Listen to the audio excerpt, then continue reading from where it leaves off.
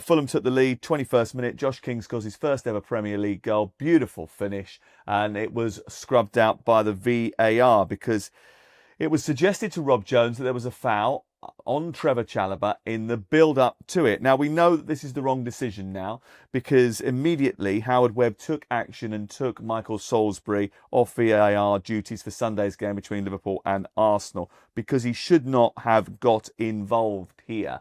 So, two big questions for you, Chris. Where's the high bar? And why is Rob Jones not standing up for himself? Start with the first one. Why has the VAR decided to get involved in this decision? Well, it's a poor judgment, Sam, to be brutally honest with you. The VAR, as you say, Michael Salisbury shouldn't have got involved. We talk about the high bar.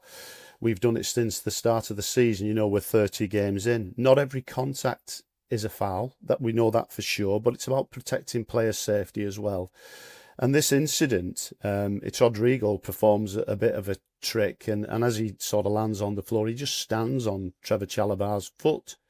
Well, it's actually Chalobah that's making a challenge, and the ball breaks, and obviously Fulham score a goal.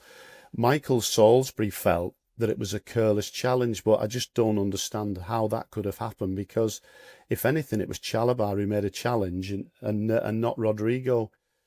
He obviously feels that it's a foul, it's a careless foul, and he recommends a review. And obviously, then you've got the situation where he's saying to the referee, Rob Jones, go to the monitor and look at it, which Rob Jones does, probably looks at it on a loop and keeps looking at it and looking at it. But I think if he takes into context the whole scenario and looks it through, he quite clearly see that it's just an accidental contact. He's got nowhere to put his foot, and the goal should have stood. Now, we know as referees, when you're on the field and you go to the monitor, you are the person who makes the final decision. And what Rob Jones should have done would stay with the on-field decision of goal. He shouldn't have intervened in that situation. So, are referees told not to change their mind when they go to the monitor? Because it does feel like every time they go to the monitor, it's inevitable that decision is going to be overturned. You make a really good point, but that's not the case. All options are open when you go to the monitor, and I'm pretty sure that sometimes we see referees go to the monitor. We saw one at the end of the season at Fulham over a handball. I think in this situation, the referee, Rob Jones, probably looked at it too many times and felt that it was a foul when it wasn't. This is something now he's going to have to reflect on, along with Michael Salisbury. And as I said, I just don't see a foul there, and there shouldn't have been an intervention. And we should have seen the goal scored. It shouldn't have been overturned, that's for sure.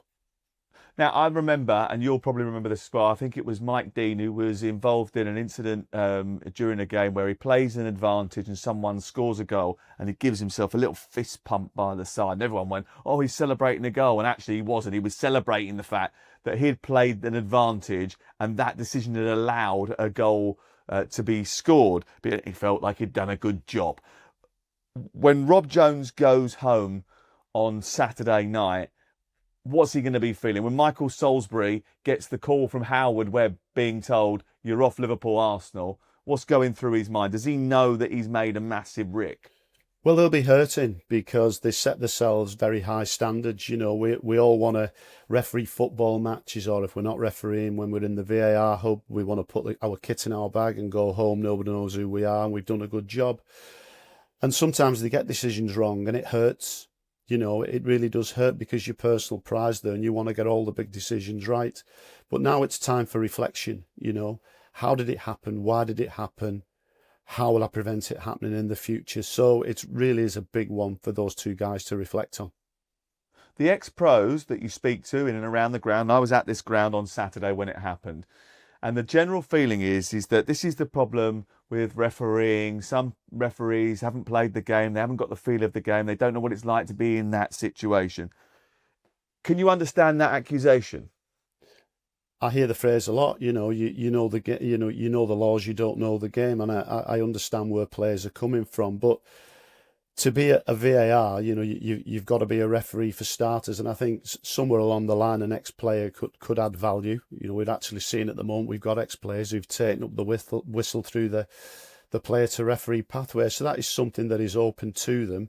But obviously this created a lot of noise, Sam. Let's be honest, there shouldn't have been an intervention, and when there was, the referee shouldn't have changed the decision. He should have stuck with the on-field decision. We know it's wrong from both aspects. Are you up for Howard Webb taking this sort of action, removing referees from subsequent games, almost punishing them or relegating them in order to, one, make an example or just take them out of the firing line? Does it show that there are consequences, or is it a little bit of scapegoating? No, I don't think it's scapegoating. I think it's accountability. You're operating in probably the biggest club league in the world. The pressure's on. You get in the training, you get in the education. He expects high standards from his match officials, whether they're in the VAR hub or actually refereeing on field. He wants them to get the big decisions right. Yes, sometimes you can defend decisions. You'll get decisions that are debatable, that will cut, is it black, is it white, is it grey in the middle? It's one we can debate and discuss. But he was obviously unhappy with the outcome of this, and he stood Michael Salisbury down. And that'll be time for him to reflect on the decision he came to on the day. OK, let's move on to another incident in the same game.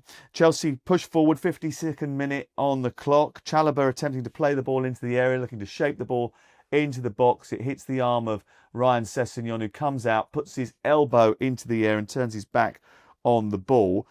Now, the initial decision wasn't penalty. The referee and the VAR took 3.5 minutes here from the ball going out of play until announcing the decision.